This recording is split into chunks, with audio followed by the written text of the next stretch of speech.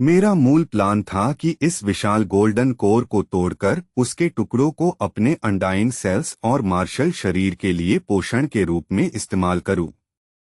लेकिन जैसे ही मैंने उसे तोड़ने की कोशिश की, मेरे अंदर से एक जोरदार चेतावनी उठी।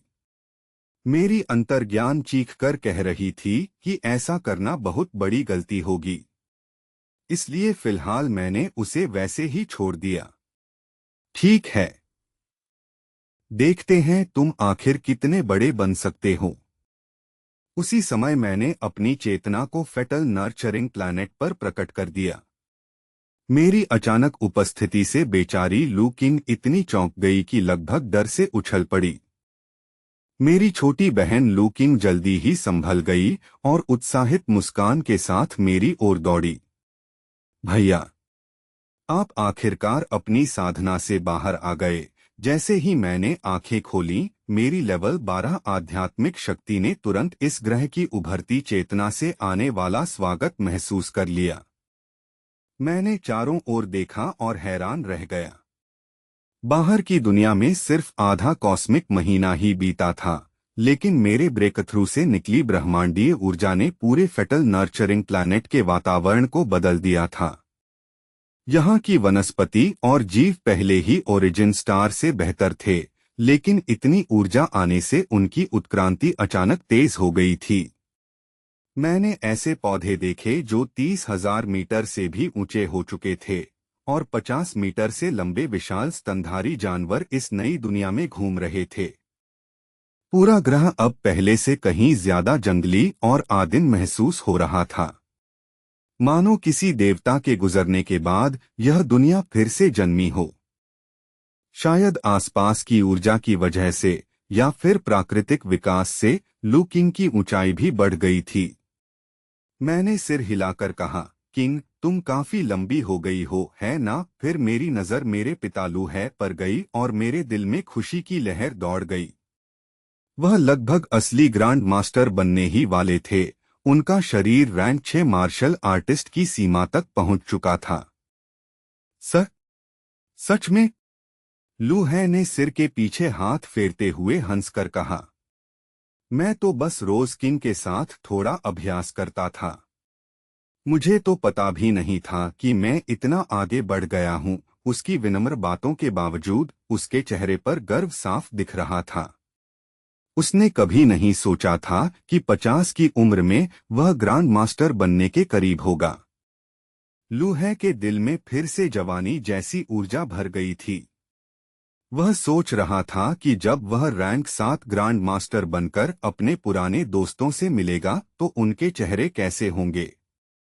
उधर लू किंग मुंह फुलाकर बोली, अरे भैया, मैं भी तो ग्रांड मास्टर बन गई हूँ। मेरी तारीफ क्यों नहीं कर रहे? मैंने हंसते हुए उसके गाल खींचे। तुम्हें पूरे ब्रह्मांड की सबसे बेहतरीन साधना सुविधाएं मिली हैं, फिर भी तुम सिर्फ 7वें स्तर तक पहुंची हो। ऐसे नतीजों के बाद भी तारीफ मांगने की हिम्मत है तुम्हारी? लू किंग गुस्से में पैर पटकने लगी, लेकिन तुरंत शांत हो गई। उसे पता था कि वह बहस नहीं जीत सकती। मैंने उसे ध्यान से देखा और कहा, तुम्हारी प्रतिभा भले औसत हो, लेकिन मेहनत अच्छी है और पापा को सिखाने में तुम्हारी मदद भी काम आई है। इसी तरह जारी रखो। मैं माँ और पापा को एक खास साधना तकनीक सिखाने वाला हूँ और उनकी प्रगति देखने की जिम्मेदारी तुम्हारी होगी। अगर तुमने अच्छा काम किया तो मैं तुम्हें तुम्हारा खुद का स्पेसशिप दूंगा। क्या? सच में? जैसे ही मैंने यह कहा, लू किंग की आंखें चमक उठीं।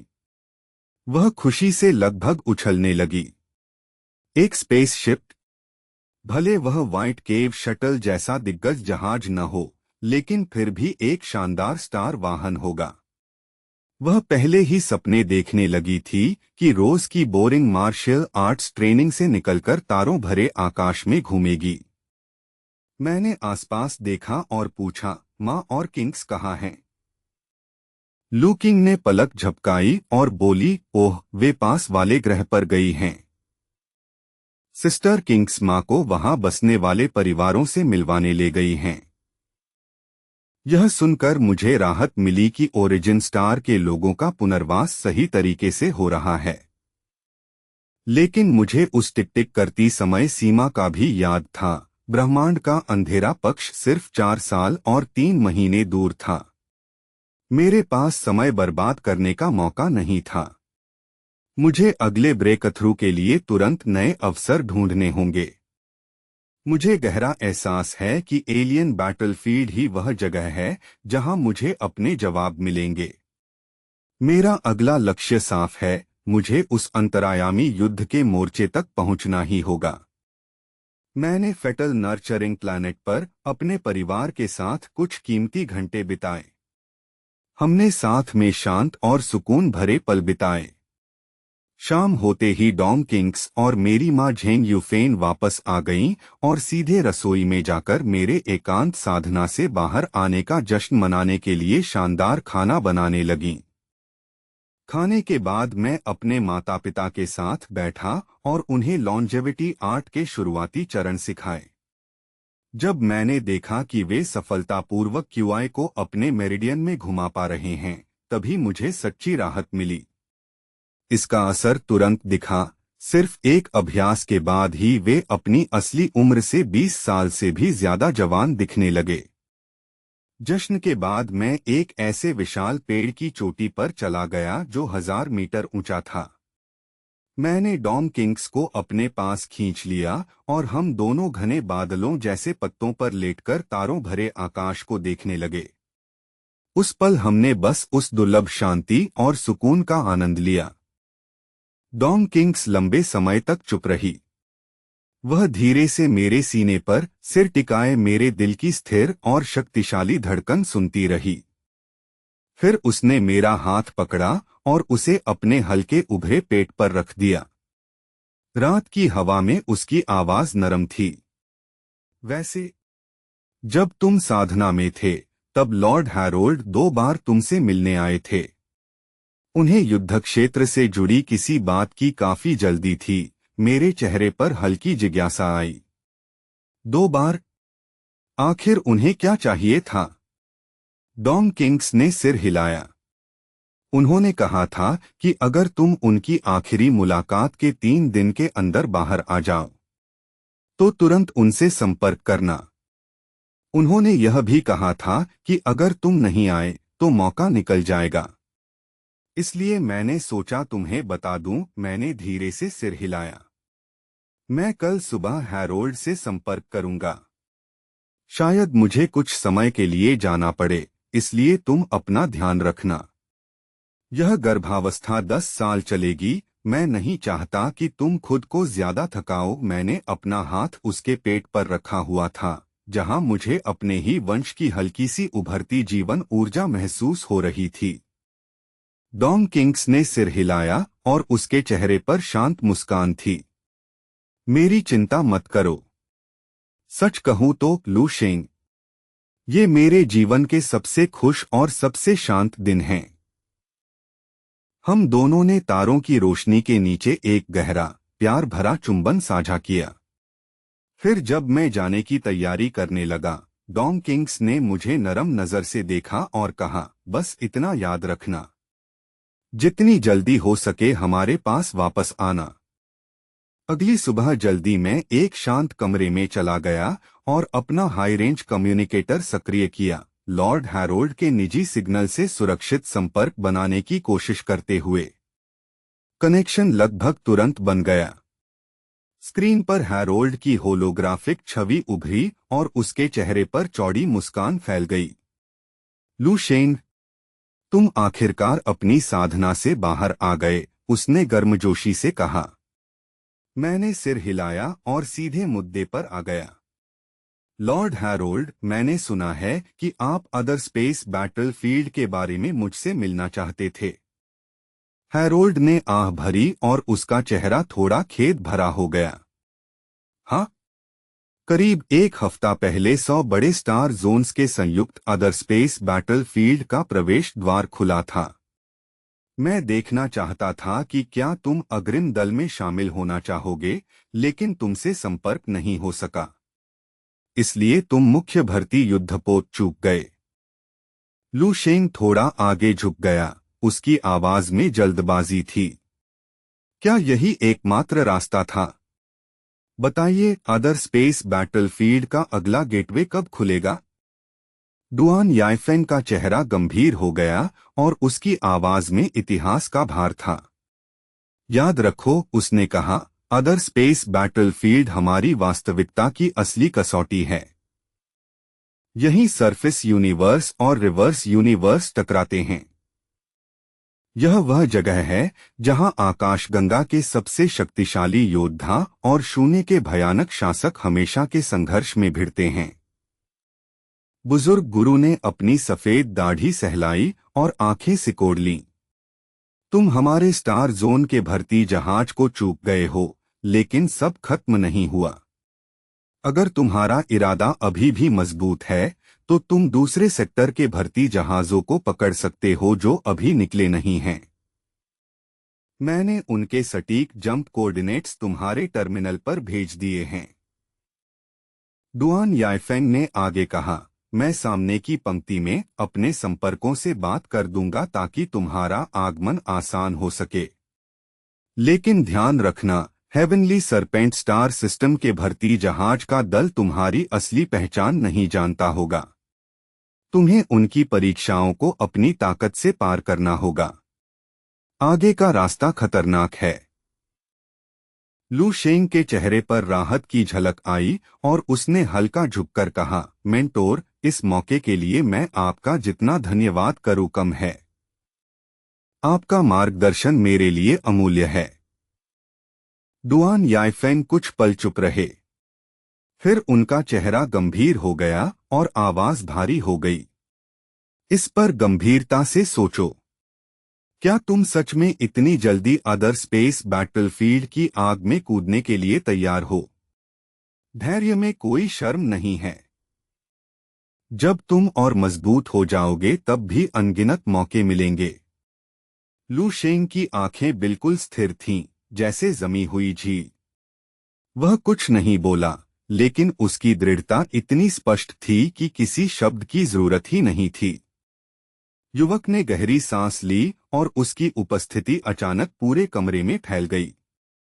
लू शेंग ने मुट्ठी से अपने सीने पर सैनिकों जैसा सलाम किया और दृढ़ आवाज में बोला, मेंटोर, इंतजार की जरूरत नहीं है। मैं पहले ही लेवल 11 पर पहुंच चुका हूं। डुआन याइफेंग की आंखें चौड़ी हो गईं। एक पल के लिए समय जैसे ठहर गया, जब लू शेंग की बात का पूरा असर उन पर पड़ा। बुजुर्ग ने लंबी सांस छोड़ी और उनकी घबराहट धीरे धीरे आश्चर्य और स्वीकृति में बदल गई। उन्होंने लू शेंग को जटिल नजर से देखा, जिसमें गर्व भी था और चिंता भी, और धीरे से सिर हिलाया। समझ गया। अब मुझे समझ आया कि तुम्हें आगे बढ़ाने वाली आग क्या है। डुआन याइफेंग उसे देखते रहे और मन ही मन समझ गए। एक ऐसा प्रतिभाशाली युवक जिसने 20 की उम्र से पहले ही लेवल 11 पार कर लिया हो और जिसके पास अमर स्तर की सुपर लाइफ जैसी संरचना हो। ऐसे व्यक्ति का रास्ता कोई और तय नहीं कर सकता। अपनी किस्मत को पकड़ना केवल लू शेंग ही जानता था। रास्ता तय हो चुका था। लू शेंग ने अपने परिवार को चुपचाप अंतिम विदाई दी। ताकि कोई उसकी गतिविधियों पर नजर न रख सके, उसने अपने पहचान वाले उपकरण छोड़ दिए और साधारण यात्री कपड़े पहन लिए और आकाशगंगा की भीड़ में गुम हो गया। एक विशाल इंटरस्टेलर यात्री जहाज के अंदर वार्प इंजनों की गूंज धातु की दीवारों में कंपन कर रही थी। एक संजीदगी फ्लाइट अटेंडेंट एग्जीक्यूटिव केबिन की गलियों में शांति से चल रही थी। उसकी आवाज कम्युनिकेशन सिस्टम पर गूंजी। सम्मानित यात्रियों का ध्यान दें। हम अभी सॉयर स्टार जोन, जिसे पुराने नक्शों में सुओ शियाओ स्टार जोन कहा जाता है, के पास पहुंच रहे हैं। इस यात्रा के दौरान आप सेक्टर के कई शानदार खगोलीय दृश्यों को देख सकेंगे। जैसे ही वह गलियारे में आगे बढ़ी, उसकी मुस्कान अचानक रुक गई। उसे एक जेनोरा यात्री दिखा जिसकी गहरी नीली त्वचा थी और जो अजीब हरकत कर रहा था।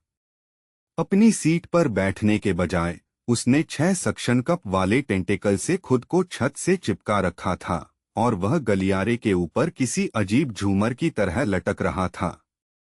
वह पास गई और बोली, मिस्टर बप्ता, कृपया नीचे उतर आइए। जहाज जल्द ही डॉकिंग करेगा। आपकी सुरक्षा के लिए आपको सीट पर बैठना होगा। कोई बात नहीं, कोई बात नहीं, बप्ता ने तीखी सीटी जैसी आवाज में कहा। मुझे ऊपर से नजारा ज्यादा पसंद है। मेरी चिंता मत कीजिए। लेकिन हाँ, अगला पोर्ट आने से पहले मुझे बता दीजिएगा, मैं वहीं उतर जाऊंगा। फ्लाइट अटेंडेंट के माथे पर पसीना आ गया। लेकिन सर, उसने टैबलेट देखते हुए कहा, अगला स्टॉप आपके टिकट वाले गंतव्य से 20 लाइट ईयर पहले एक फ्यूल स्टेशन है। वहां कोई कनेक्टिंग फ्लाइट भी नहीं है। बप्ता अचानक घबरा गया और उसकी नीली त्वचा थरथराने लगी। कोई फर्क नहीं पड़ता। मेरी जिंदगी में अभी सबसे जरूरी चीज है इस जहाज से पहली ही जगह उतर जाना। वह छत से ऐसे चिपका रहा जैसे कोई जिद्दी चट्टान हो।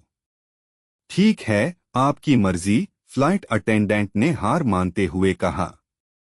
वह सोचने लगी कि आखिर कौन सी मानसिक आदत किसी समझदार प्राणी को ऐसा व्यवहार करने पर मजबूर कर सकती है। फिर उसने सोचा, ब्रह्मांड बहुत बड़ा है, अजीब जातियां और अजीब शौक यहाँ आम बात हैं। उसने देखा कि इस हिस्से में अब सिर्फ 2 यात्री बचे थे। वह आगे बढ़ी और आखिरी यात्री की ओर चली। उसकी नजर बाईं ओर की सीट पर पड़ी। वहां लू शेंग बैठा था, इतना स्थिर कि वह जहाज के ढांचे का हिस्सा लगता था।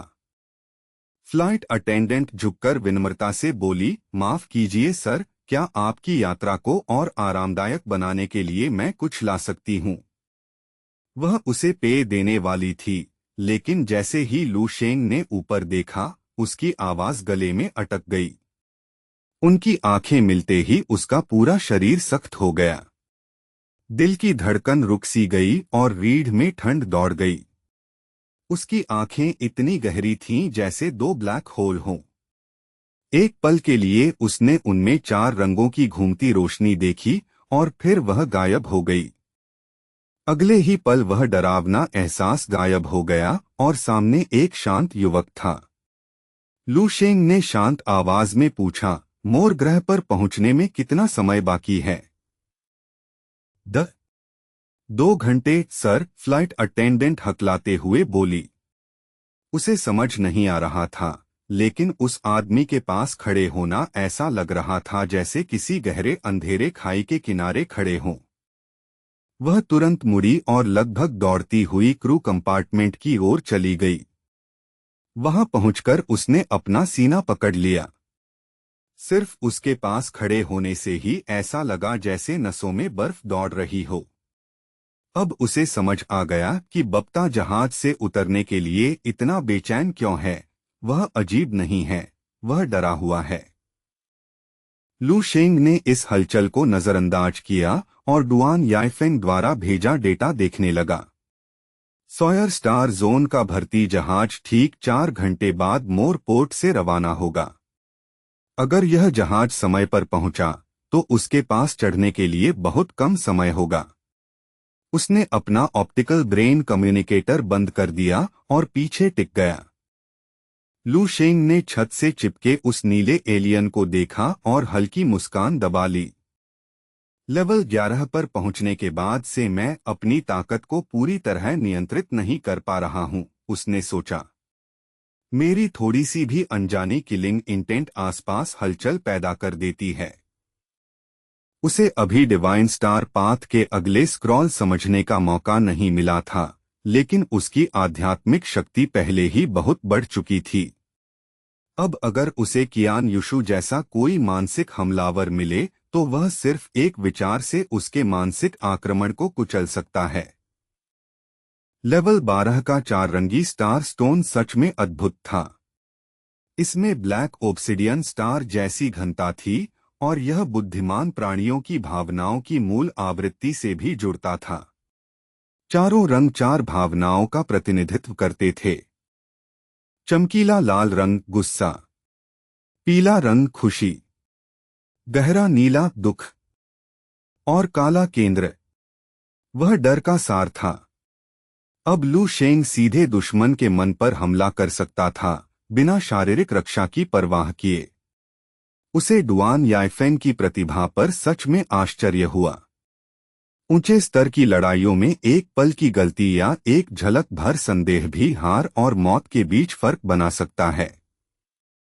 अगर कोई तकनीक लड़ाई के बीच दुश्मन की भावनाएं बदल दे तो वह सिर्फ फायदा नहीं बल्कि पूरी तरह ओवरपावर है। उसने कल्पना की, दो बराबर ताकत वाले योद्धा लड़ रहे हों। अगर एक पूरी तरह शांत रहे और दूसरा अचानक दुख या हंसी से भर जाए तो परिणाम तय है। लू शेंग हल्का मुस्कुराया। मेरी लेवल 12 आध्यात्मिक शक्ति के साथ जब तक कोई खास मानसिक म्यूटेंट न मिले, मैं अपने दुश्मनों को अपनी मर्जी से रुला या हंसा सकता हूं। अपने नए प्रयोग को आजमाने का मन हुआ। उसकी नजर छत से लटके बप्ता पर गई। लू शेंग ने अपनी आध्यात्मिक शक्ति की एक बेहद पतली लहर छोड़ी और उसे एलियन के दिमाग को छुआ दिया। बप्ता का चेहरा तुरंत बदल गया।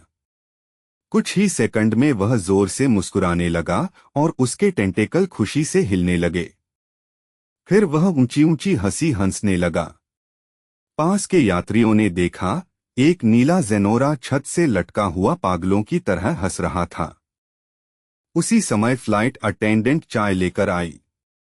सर, आपकी चाय। मिस्टर बप्ता, वह रुक गई, एलियन की अचानक खुशी देखकर हैरान। शायद उसे वहां लटकना बहुत पसंद है, उसने धीरे से कहा। लेकिन खुशी ज्यादा देर नहीं चली। लू शेंग ने अपनी शक्ति की आवृत्ति बदल दी। अचानक बप्ता का चेहरा मुरझा गया और उसकी आंखों से बड़ी बड़ी आंसू बहने लगे, जो उसके माथे से टपककर नीचे फर्श पर गिरने लगे। वह एलियन जोर जोर से रोने लगा। दो टेंटेकल से उसने अपना चेहरा ढक लिया और बाकी से छत को कसकर पकड़े रहा। हे, हाँ हाँ, वाह, सब कुछ इतना दिल तोड़ देने वाला दुखी क्यों लग रहा है। फ्लाइट अटेंडेंट घबराकर पीछे हट गई, उसका चेहरा पीला पड़ गया। उसने सोचा, यह तो पूरा पागल है। एक पल हंसता है और अगले ही पल रोने लगता है। कोई हैरानी नहीं कि यह सीट पर बैठना नहीं चाहता, इसका दिमाग ही खराब हो गया है। लू शेंग अपने प्रयोग को बड़े शांत और वैज्ञानिक अंदाज में जारी रखे हुए था। वह बप्ता को चारों भावनाओं के बीच घुमाता रहा। बेचारा एलियन कभी रोने लगता, फिर अचानक गुस्से से भर जाता, फिर पागलों की तरह हंसने लगता। आखिरकार जहाज के इंटरकॉम से आवाज आई, प्रिय यात्रियों, हम अंतरिम स्टेशन पर पहुंच चुके हैं। जैसे ही एयरलॉक खुला, ग्रेट फिश के यात्रियों ने एक अजीब दृश्य देखा। एक नीला एलियन एक साथ हंसते और डर से चिल्लाते हुए बाहर की ओर दौड़ रहा था, ऐसी गति से जो भौतिकी को चुनौती दे रही थी।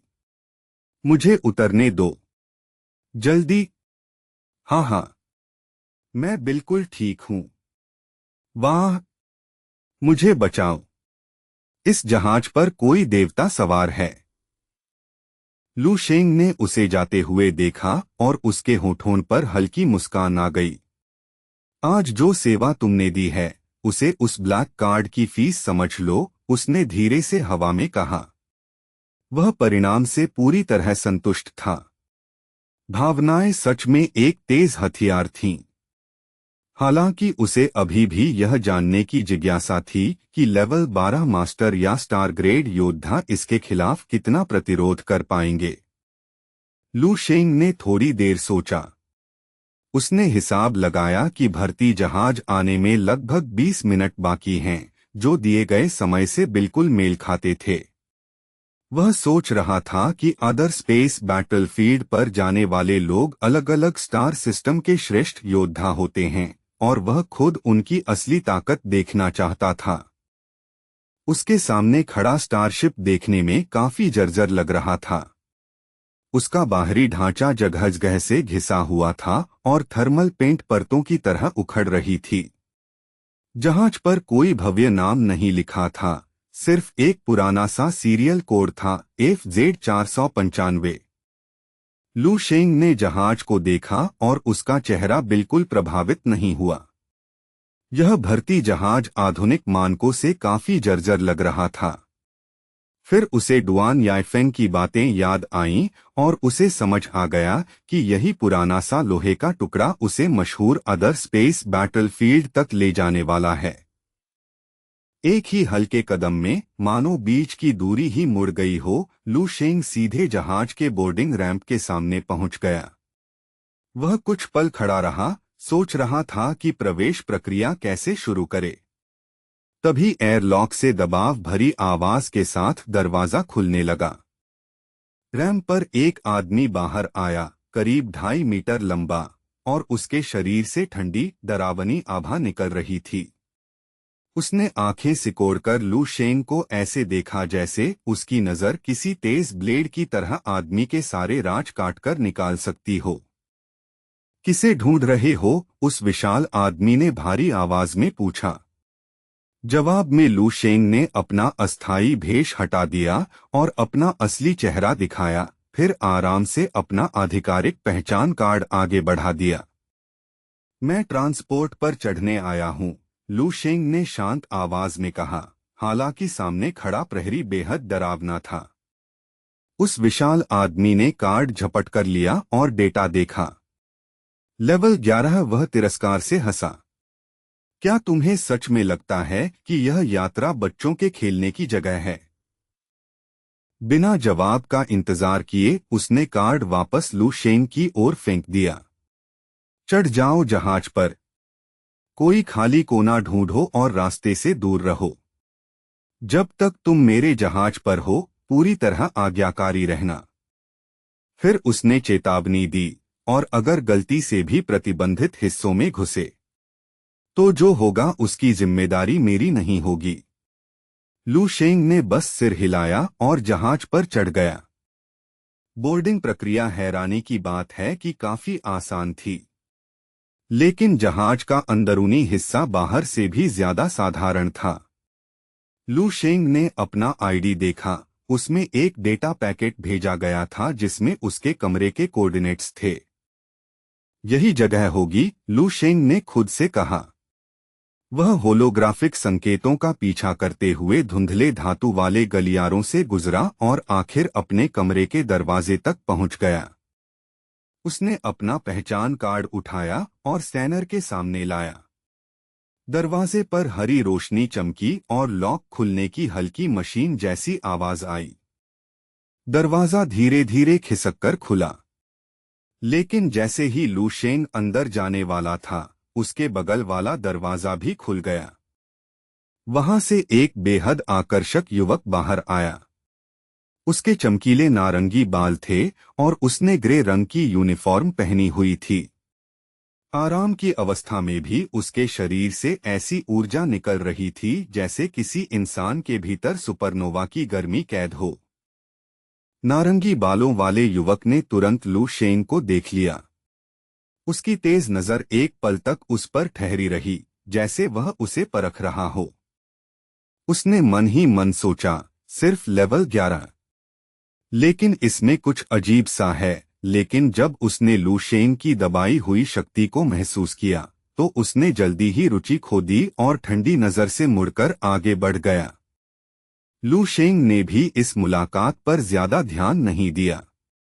वह आराम से अपने कमरे में चला गया और दरवाजा पीछे से बंद हो गया। अंदर का कमरा बेहद छोटा और साधारण था, लगभग किसी भूमिगत कमरे जैसा। कोनों में हल्की चमकती काई जैसी चीजें लगी थीं और हवा में जंग की गंध थी। लू शेंग ने दीवारों को देखा और हैरान रह गया। यह क्या कूड़ा घर है? क्या मैं गलत जहाज पर चढ़ गया हूं? उसने सोचा। अदर स्पेस बैटलफील्ड के लिए कम से कम लेवल 11 होना जरूरी था, जो ज्यादातर स्टार सिस्टम में ग्रह स्तर की प्रतिष्ठा देता है। वह विलासिता नहीं मांग रहा था, लेकिन यह चूहे का बिल उसकी उम्मीदों से बहुत नीचे था। आखिर उसने आह भरी और बिस्तर पर पद्मासन में बैठ गया। कोई फर्क नहीं पड़ता, उसने सोचा। जब तक जहाज गंतव्य तक पहुंच जाए, मैं ड्रीम स्पेस में जाकर शांतिपूर्वक साधना कर सकता हूं। उसने आंखें बंद की और अपने मन में लेवल 13 ज़ॉम्बी ट्रायल शुरू करने की तैयारी की। वह देखना चाहता था कि उसकी नई 4 रंगी स्टार शक्ति ड्रीम स्पेस के भयानक प्राणियों के सामने कैसी साबित होगी। उधर जहाज के कॉकपिट में माहौल बिल्कुल अलग था। कंट्रोल रूम उम्मीद से कहीं ज्यादा शानदार था। एक गोल चेहरे वाला आदमी बड़ी मेज के सामने बैठा था, जिस पर हजारों तरह के व्यंजन और महंगी शराब की बोतलें रखी थीं। वह आदमी रुकने का नाम ही नहीं ले रहा था। वह ऐसे खाना खा रहा था जैसे 100 साल से भूखा हो। तभी भारी कॉकपिट दरवाजा खुला और एक ठंडी चेहरे वाली महिला अंदर आई। तुम आखिर आ ही गए, उसने कहा। सभी यात्री आ चुके हैं। अच्छा, तो टेक ऑफ शुरू कर सकते हैं, गोल चेहरे वाले आदमी ने मुंह भरे हुए कहा। उसने हाथ बढ़ाकर मुख्य इग्निशन बटन दबा दिया। जहाज हिलते हुए उड़ान भरने लगा और धीरे धीरे गति पकड़ने लगा। महिला ने राहत की सांस ली। मुझे तो डर था कि इंजन चालू ही नहीं होगा। यह कबाड़ अभी भी कैसे चल रहा है? आदमी ने खाना खाते हुए कहा। पुराना मॉडल है, लेकिन अभी भी हजारों लाइट ईयर पार कर सकता है। महिला ने भौहें सिकोड़ लीं। भले ही इसे बाद में फेंकना हो, क्या इससे थोड़ा बेहतर जहाज नहीं मिल सकता था? गोल चेहरे वाला आदमी हंसा। जब इसे बाद में नष्ट करना ही है तो सजावट पर पैसे क्यों खर्च करें? फिर उसने मुस्कुराकर कहा, वैसे भी यह इन नए लड़कों को अदर स्पेस बैटलफील्ड की असली हालत का स्वाद पहले ही दे देगा। वह हंसा और बोला, वैसे इस बैच में कोई खास प्रतिभाशाली है? महिला ने टैबलेट देखा।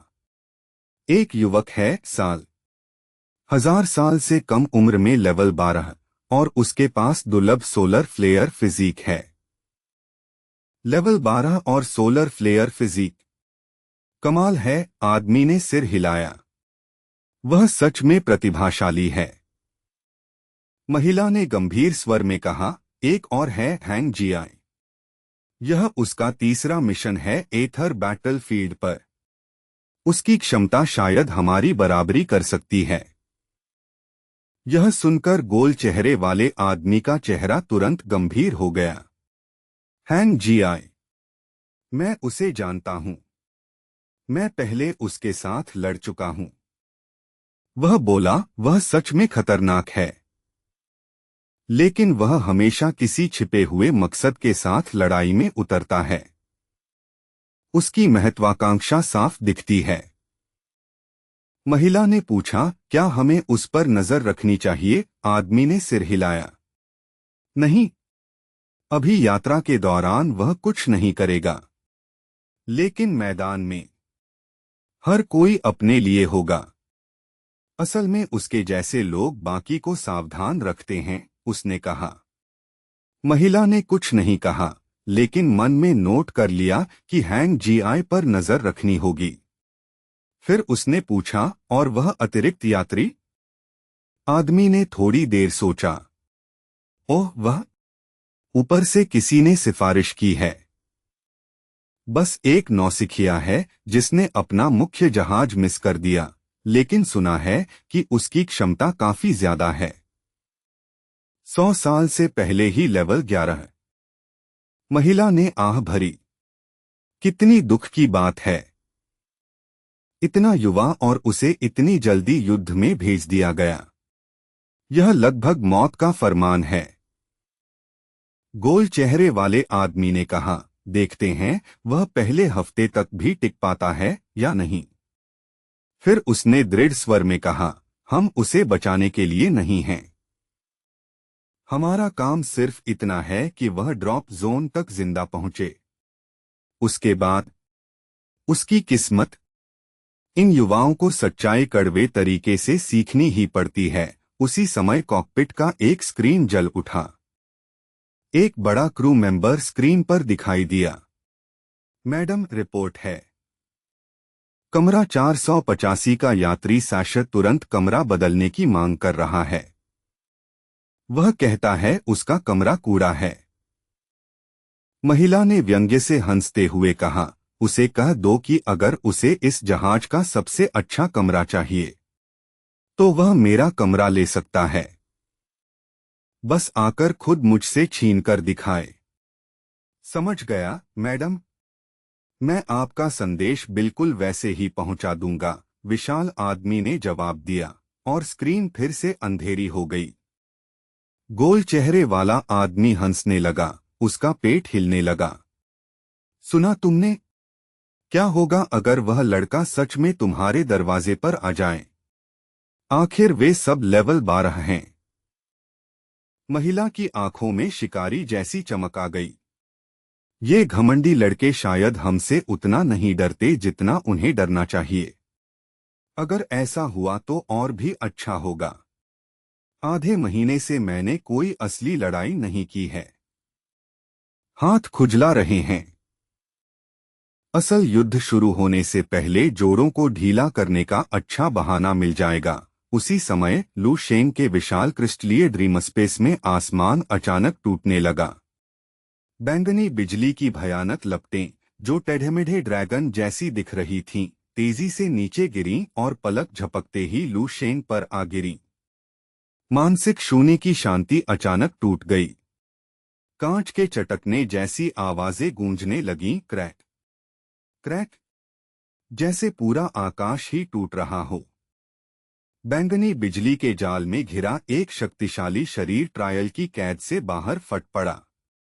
लू शेंग ने अपने कंधे झटके और बिजली को ऐसे झाड़ दिया जैसे वे बस परेशान करने वाले सांप हों।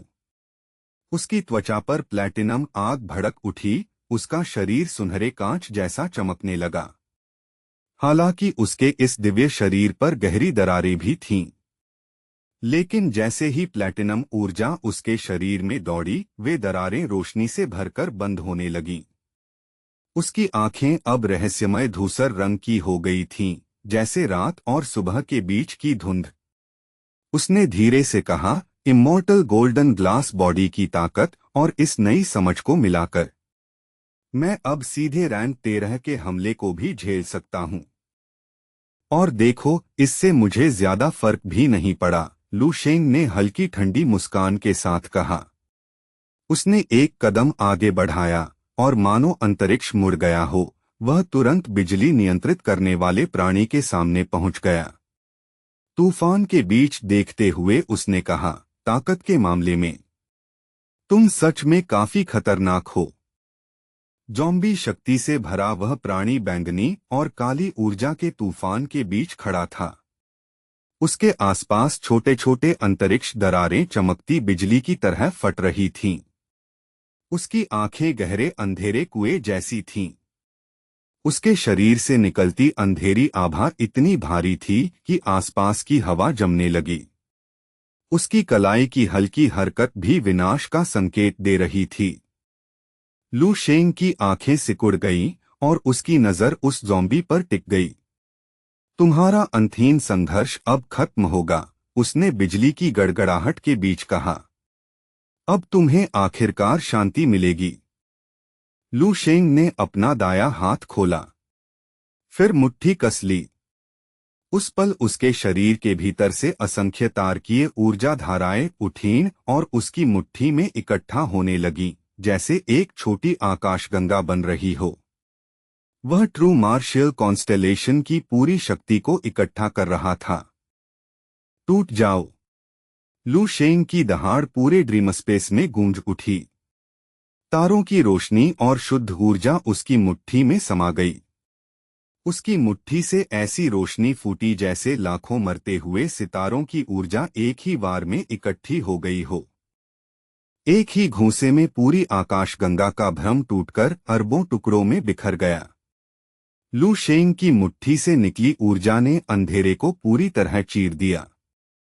पहले मोनरो के साथ लड़ाई में जहां उसे यह तकनीक मुश्किल से संभालनी पड़ती थी, अब वह इसे लगभग पूर्ण महारत के साथ इस्तेमाल कर रहा था।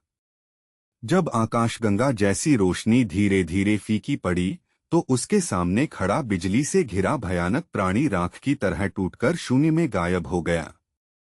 अचानक उसके पैरों के नीचे से गहरी काली धुंध फूट पड़ी।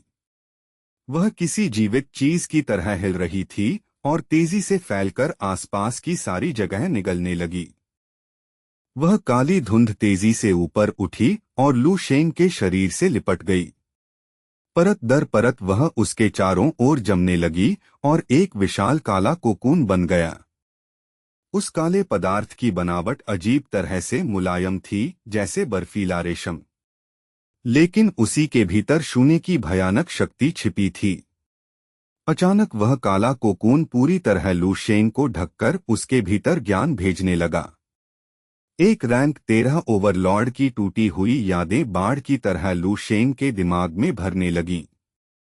यह दर्दनाक लेकिन ज्ञान से भरी प्रक्रिया आधे कॉस्मिक दिन तक चली। आखिरकार सारी काली धुंध उसकी आत्मा में समा गई। लू शेंग ने धीरे धीरे आंखें खोलीं और उसकी चेतना वापस वास्तविक दुनिया में आ गई। उसने भारी सांस छोड़ी, जैसे किसी बड़ी विरासत को पचा लिया हो। उसके शरीर की प्लैटिनम आग बुझ गई और उसका सुनहरा शरीर फिर सामान्य हो गया। लेकिन उसकी आंखों में अब संतोष और हल्की खुशी दिखाई दे रही थी। लू शेंग ने सोचा, रैंक 13 का योद्धा ले फुचिन सच में खतरनाक था।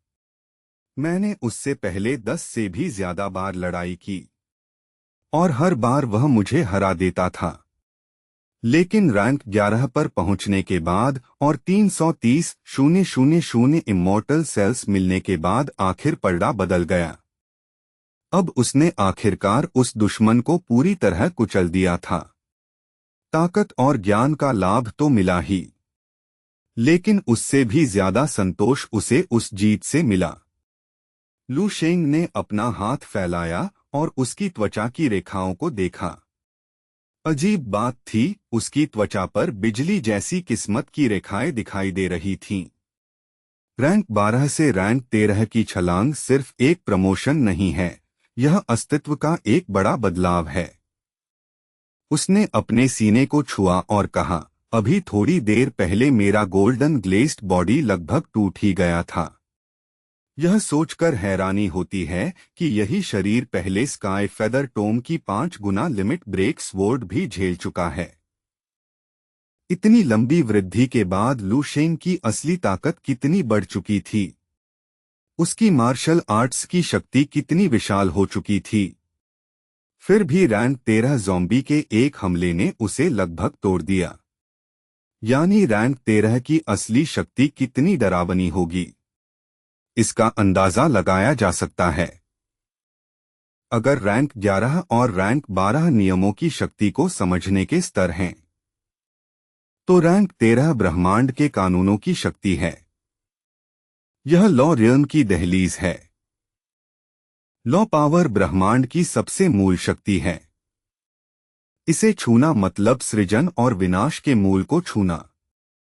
इसे सरल शब्दों में समझो, अगर पूरा ब्रह्मांड एक गेम हो, तो रैंक 11 से नीचे वाले खिलाड़ी साधारण प्लेयर हैं।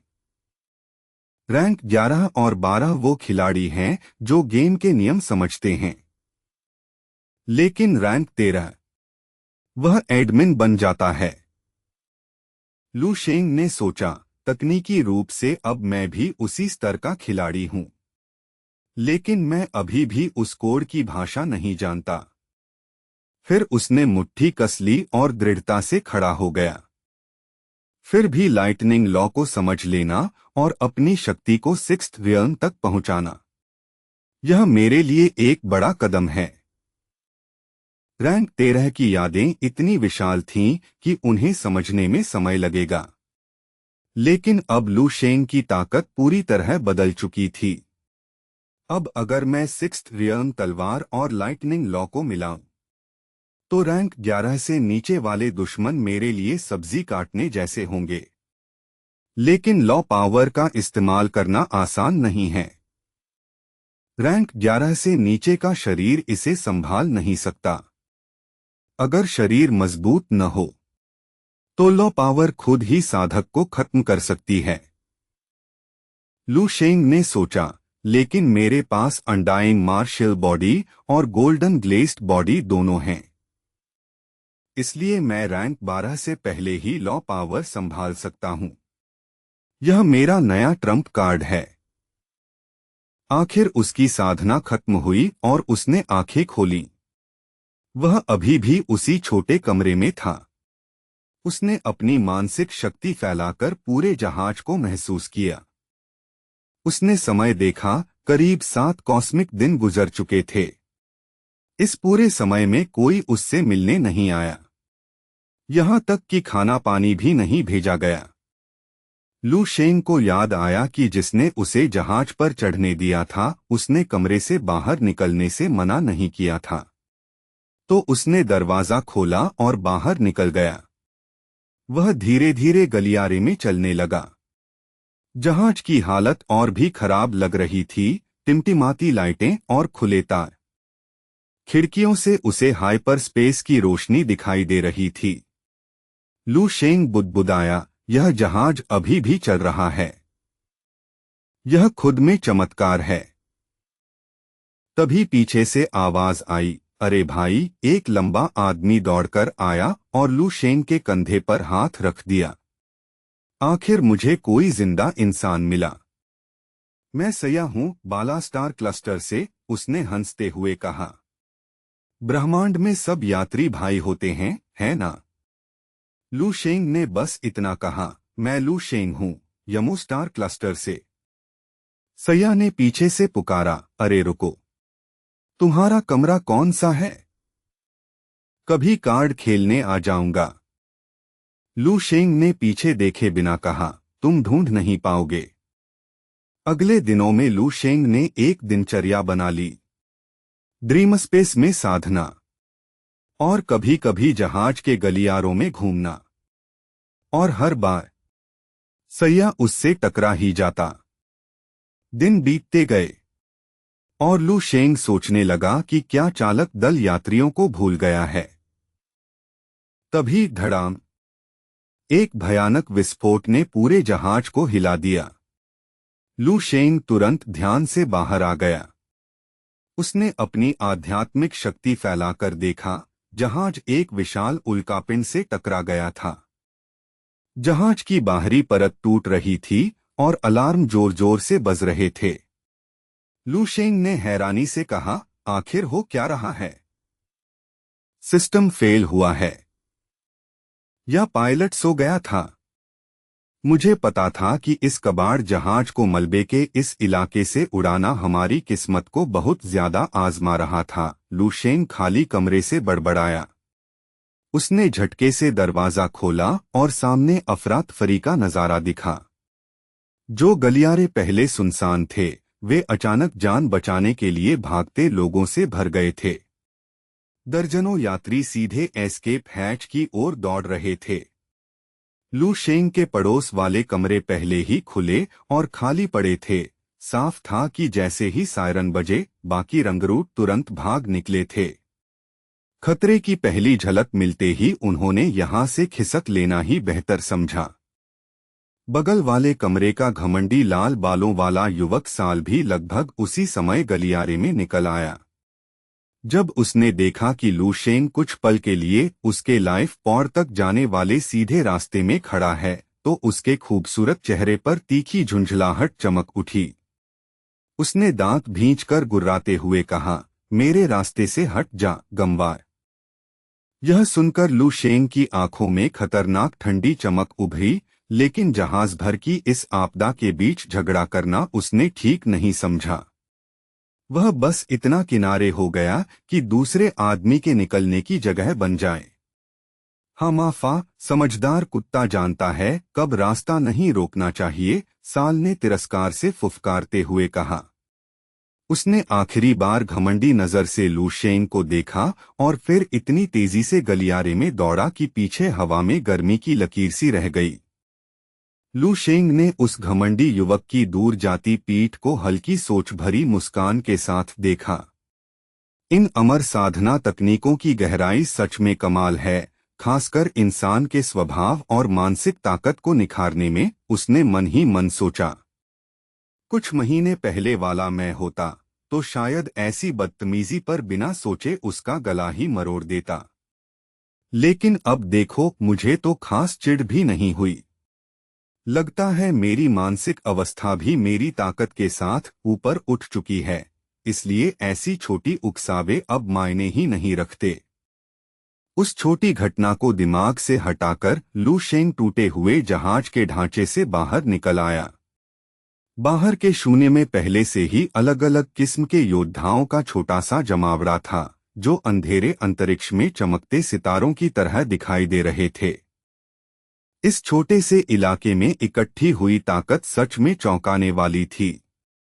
इस बेतरतीब रंगरूटों के समूह में सबसे कमजोर भी कम से कम लेवल 11 का योद्धा था, और काफी सारे लेवल 12 के एलीट थे, जिनकी ऊर्जा की लहरें इतनी साफ महसूस हो रही थीं कि मानो हवा तक गूंज रही हो। लू शेंग पहले सोचता था कि उसकी प्राकृतिक आभा बहुत ताकतवर है और जहां भी जाता है लोगों का ध्यान खींच लेती है, इसलिए वह हमेशा अपनी मौजूदगी को दबाकर रखता था। अब उसे एहसास हुआ कि उसकी चिंता काफी हद तक बेकार थी। यहाँ के योद्धा तो उससे भी ज्यादा दिखावटी थे, अपनी आभा को पूरी ताकत से फैलाते हुए, जैसे अंतरिक्ष के काले शून्य में नाचते हुए रंगीन मोर। दृश्य सच में अजीब था। हर व्यक्ति अपनी अंदरूनी ऊर्जा को पूरी ताकत से बाहर निकाल रहा था, मानो अंधेरे में जलती मशाल बनकर दूसरों से ज्यादा चमकने की कोशिश कर रहा हो। उनमें से सबसे ज्यादा चमकदार था साल, वही लाल बालों वाला युवक। उसके चारों ओर सुनहरी रोशनी की घूमती हुई धुंध हिंसक सुंदरता के साथ मंडरा रही थी, और उसकी आभा इतनी जबरदस्त थी कि आसपास खड़े लोग अनजाने में उससे दूर हटते जा रहे थे, जिससे उसके चारों ओर ताकत का एक खाली घेरा बन गया था। साफ था कि यह शक्ति प्रदर्शन जानबूझकर किया गया था, ताकि तुरंत ही अपनी हैसियत तय कर सके। साल के चेहरे पर हमेशा की तरह ठंडी घमंड भरी अभिव्यक्ति थी, और उसके लाल बाल ऐसे लग रहे थे जैसे गर्व की गर्मी से किसी भी पल जल उठेंगे। वह ऐसे व्यवहार कर रहा था मानो उसका खानदान खुद सितारों से भी ऊपर हो। उसकी नजरें दूर किसी ऊंचाई पर टिकी थीं, आम भीड़ की ओर नहीं। लू शेंग ने थोड़ी देर के लिए साल की मौजूदगी की तुलना मोनरो की याद से की और नतीजा निकाला कि कच्ची क्षमता में शायद यह युवक थोड़ा आगे हो सकता है। वो जो मोर की तरह चमक रहा है ना, वही साल है, पास से एक जानी पहचानी आवाज फुसफुसाई। लू शेंग ने मुड़कर देखा, यह सैया था, नारंगी बालों वाला युवक, जो शायद इस जहाज पर बात करने का शौक रखने वाला अकेला इंसान था। कहते हैं बालास्टार सेक्टर का 100 मिलियन साल में एक बार पैदा होने वाला जीनियस है, लेकिन अभी तो गुस्से में लड़ाई ढूंढते टर्की जैसा लग रहा है ना? लू शेंग ने सैया की तरफ हल्की तिरछी नजर डाली और फिर ध्यान वापस उस चमकते हुए व्यक्ति पर टिकाया। उसका रवैया भले ही खुरदरा हो, लेकिन उसकी प्रतिभा से इनकार नहीं किया जा सकता, उसने शांत और बेपरवाह अंदाज में जवाब दिया। सैया ने तीखी तिरस्कार भरी हंसी छोड़ी। यहाँ जैसे जगह पर कच्ची प्रतिभा कोई खास चीज नहीं है। अदरवर्ल्ड बैटलफील्ड को संभावनाओं से मतलब नहीं, उसे सिर्फ बचे हुए लोग चाहिए। मेरी नजर में असली जीनियस वही है जो ब्रह्मांड की धूल बनकर खत्म नहीं होता। साल जैसा दिखावटी आदमी तो 10 लाइट ईयर के अंदर मौजूद हर शिकारी एलियन के लिए बीकन जैसा है, सैया ने आंखें सिकोड़ते हुए कहा। मेरा आखिरी क्रेडिट भी दांव पर लगा लो, असली लड़ाई शुरू होने के पहले हफ्ते में ही वह घिर जाएगा, और तब किसी को उसके खानदान से फर्क नहीं पड़ेगा। लू शेंग को सैया की आवाज में हल्की कड़वाहट और पुरानी नाराजगी साफ सुनाई दी। उसे याद आया कि सैया ने खुद को भी बालास्टार सेक्टर का बताया था, इसलिए उसने सीधा पूछ लिया, तुम दोनों के बीच कोई पुरानी दुश्मनी है क्या? सैया का चेहरा एक पल को बदल गया। उसकी आंखों में असली दर्द की झलक आई, फिर उसने नजरें फेर ली, जैसे अतीत की चोट को फिर से छूना नहीं चाहता हो। अगर जानना ही है तो सुन लो, एक बार ड्यूल में उसने मुझे बुरी तरह हरा दिया था, सैया ने धीरे से लगभग फुसफुसाते हुए कहा। वो मेरी जिंदगी का सबसे शर्मनाक पल था, मेरा सबसे बड़ा और सबसे गुप्त राज। इस जहाज पर मैंने किसी और को इसके बारे में नहीं बताया। मैं बस तुम्हें बता रहा हूं क्योंकि मुझे लगता है हम दोनों एक जैसे हैं। तो इसे अपने तक ही रखना, ठीक है? लू शेंग ने धीरे से सिर हिलाया, लेकिन उसका दिमाग पहले ही कहीं और चल पड़ा था। हम दोनों कब से एक जैसे बन गए? उसने मन ही मन सोचा। इस आदमी में तो बिजली की रफ्तार से दोस्ती ठोक देने की खतरनाक प्रतिभा है। उनकी बातचीत अचानक भारी भारी कदमों की धड़धड़ से टूट गई। एक विशालकाय आकृति उनके ऊपर छा गई। उसकी त्वचा ऐसे लग रही थी जैसे काले नुकीले पत्थर से तराशी गई हो। यह था डाउनटन, लेवल 12 का ताकतवर योद्धा, जिसकी हर हरकत पर उसके शरीर से छोटे छोटे पत्थर ऐसे झड़ते थे जैसे कहीं छोटा सा भूस्खलन हो रहा हो। उसने अपना भारी पत्थरीला हाथ सैया के कंधे पर पटका और जोरदार आवाज में अभिवादन किया। अरे सैया! डाउनटन गरजा। उसकी आवाज ऐसे गूंज रही थी जैसे धरती की प्लेटें रगड़ खा रही हों। उसने मोटी पत्थरीली उंगली से भीड़ के बीच चमकते साल की तरफ इशारा किया और जोर से बोला, वही लड़का है ना जिसने घर पर तुम्हें बुरी तरह पीटा था, जिसके बारे में तुम रोते ही रहते हो?